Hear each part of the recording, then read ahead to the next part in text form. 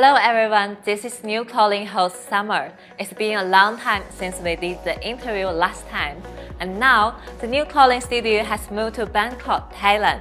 At this time, I'm in the QSNCC studio. VoLTE is a hot topic in a series of summits that have just ended in Bangkok, especially at 5G CES. We are interested in learning more about VoLTE industry development, research, which just been released, and the future of VoLTE and voice services. We are honored to have Emmanuel from GSMA and George Gao, President of CES and IMS domain of Huawei Cloud Call Network product line, come to our studio. Hi Emmanuel. Hey George. First of all, please introduce yourself to our audience. Thank you, Summer. It's an honor to be here. My name is Emmanuel Kolta, Senior Analyst at GSMA Intelligence. Thank you, Summer. This is George from Cloud Call Network product line. Very glad to be here. Thank you. Hi, Emmanuel. We know that GSMA has just released a new VoLTE industry development research. Can you briefly introduce the new ideas in the research? Thank you very much, Summer. So, in the beginning of this year, we wanted to have a deeper understanding where is VoLTE these days. So, VoLTE is almost 10 years old now, and we wanted to basically develop a survey and ask 100 mobile operators in 45 different markets what do they think about VoLTE. And also we have our own dataset in GSMA where we monitor the number of VoLTE launches and also forecast VoLTE connections globally. So with the combination of these different inputs, we developed the survey and also conducted several interviews with mobile operators. So VoLTE definitely changed a lot in the past years, and there are different drivers why operator launching VoLTE, and there are different factors where actually they see in VoLTE. So better quality of service, also the support for 5G commercialization are two very important factors for mobile operators. But the importance of different drivers such as the quality or monetization potential for new voice services and the essential role for 5G commercialization is changing. Now, after we already have more than 200 5G networks globally, we can see that VoLTE's essential support for 5G commercialization is the leading factor for mobile operators. And we also estimate that currently now there are 46% VoLTE penetration globally, which means that by end of 2022, we expect around 4 billion VoLTE connections. And this means that basically 239 mobile operators have launched VoLTE network already. But there are still a lot of mobile operators who haven't launched VoLTE. And we also wanted to understand why they didn't, and are they planning to launch VoLTE? Hi George.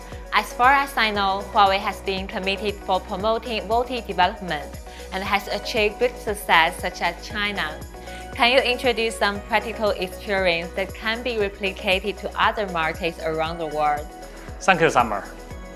As of September 2022, Huawei has commercially deployed more than 120 commercial VoLTE networks worldwide, serving about 1.8 billion users. Among them, Huawei has helped global operators develop 7 10 million level VoLTE networks and 60 million level VoLTE networks, in addition to China. First of all, we found the most effective and rapid way of developing VoLTE is to deploy an automatic discovery and subscribing mechanism. We worked with some operators in the Asia-Pacific region, and according to our joint analysis, we found that 20 to 30% of subscribers on the network are silent users. Means that their device supports VoLTE, but they are not actually registered on the VoLTE network. We took some measures to activate these silent users, achieve rapid migration for VoLTE. Secondly, when we are developing VoLTE, we should consider the IP interworking with multiple operators in domestic, which will inject a very new momentum for VoLTE subscriber development. And since many countries are closing to 3G networks, VoLTE roaming is becoming a real need, should be had planned in advance. Last but not least, VoLTE experience is very crucial to network reputation and customer retention.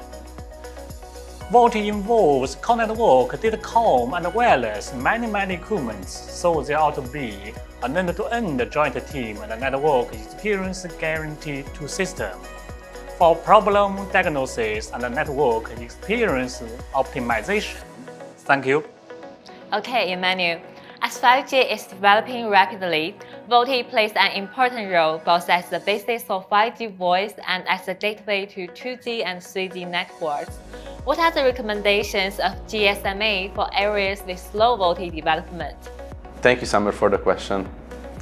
So we wanted to understand when an operator launching 5G, what could be the bottleneck? And there are three factors which could be important before you launch VoLTE. And one of them is device availability, terminals. The second one is coverage, 4G coverage. And the third one is how did you optimize your network? And all of these factors, all of these three factors can be a bottleneck when you launch VoLTE. But now we are in a totally different era than it was in the beginning of VoLTE deployments. So devices are widely available and you can find a lot of cheap and available devices and then terminals in almost every market. So this is less and less a bottleneck. Also, 4G coverage globally is over 80%, which means that the network is there and you can actually have a very good coverage. So this is also less and less a bottleneck. And also, in the beginning of the VoLTE era, there was some issue with network optimization. And there was some quality complaint and there was some issue with QoS as well. But operators largely overcome these factors. We asked operators in the survey that when do they face most of the customer complaints? And it turned out that they face less customer complaint after they launch VoLTE and their VoLTE network is mature than before they launch VoLTE. So simply, it's a better quality of service and almost all the QoSs are better than for 2G and 3G voice. So this one was also an issue. What we could recommend is, as VoLTE will be essential for a large-scale 5G deployment, introducing a new technology usually takes time in telecommunication as well. So if you want to make sure that your VoLTE launch will be a success story, we recommend to don't date from one day to another and make sure you leave some time to increase the VoLTE penetration a certain level. We see that if you reach like 70–80% of VoLTE penetration in your market, it will be probably a much more smooth process. And that's why we recommend to start VoLTE deployments early as well. And this is why we recommend operators that before a large-scale 5G deployment, it's almost an essential step to launch VoLTE services. Hi, George. This one is for you. I observed that you mentioned in your speech that Huawei has released a new calling solution. Could you please introduce the new calling and what are Huawei's considerations for launching the new calling solution? For sure. First of all, call service is the most important and core basic service of operators. Has unique business and social value. Today, users' needs for calls are continuously evolving. For example, users have strong demands for richer forms of calls, such as video calling, intelligent and interaction. Like statistic data shows that 80% of mobile internet users in China are using video calls to varying degrees. In the 5G era, with broad wireless bandwidth, interconnection and tariff innovation, native video calling has the conditions to become popular. New calling is based on the operator's native voice and video calls, adding three new capabilities: ultra-high definition, intelligent, and interactive.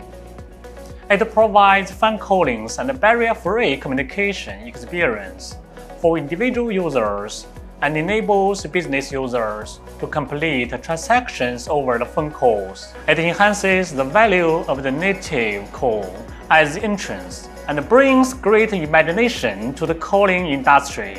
Thank you. This one is for you, Emmanuel. What do you think about the future of the voice industry, Emmanuel? Can you share with us the research of GSMA on the 5G new calling? Thank you, Summer. So we believe that voice is such an essential part of mobile operators' value proposition. It is and it will be still core service for mobile operators.